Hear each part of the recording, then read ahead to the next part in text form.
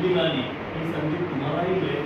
तुम्ही पण कुठे फक्त एवढं आहे की आपण देताना कुठे कमी करू नये आणि कुठेही मागे राहू नये. तर असंच पुन्हा एकदा सर्वांना खूप शुभेच्छा देतो आणि तर खूप त्यांना चांगलं असं खूप चांगलं प्रशिक्षण देत आहेत मला. मी मागच्या आमच्याकडून सीमा मॅडमकडून त्यांचा फीडबॅक घेत असतो की कसं ह्या कसं हे प्रयोग केला कारण तेव्हा आपण तुमच्या कौशल्य देत नाही ते प्रसार व्यवस्थापनचा पण भाग असतो. चार पद्धतीने एखादा सण असेल एखादी दुसरी गोष्ट असेल त्यावेळेला तो सण साजरा करणं एखादं जयंती असेल किंवा कृती असेल त्या निमित्ताने पण एकत्र बोलायचं कौशल्य येऊ दे त्या उद्देशाने पण आपण ॲक्टिव्हिटी देतो.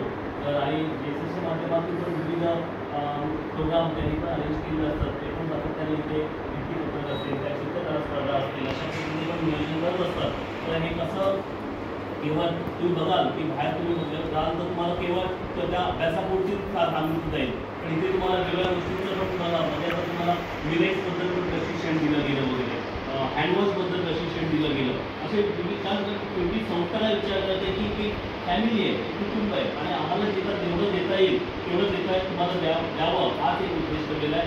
आज आपल्या एक्सपिरियन्सचे मालक यशवंत शॉप यांचं आम्ही खरं भाग समजतो की त्यांना त्यांचं मोलाचं मार्गदर्शन आम्हाला सातत्याने मिळत असतं आणि ते खरंच की त्यांनी दिलेलं मार्गदर्शन आम्ही तुमच्यापर्यंत पोहोचत असतो आणि नक्कीच तुम्ही पण त्याच्यातून नक्कीच फायदा होईल आणि माझी थांबवतो आणि पुन्हा तुम्हाला खूप शुभेच्छा देतो.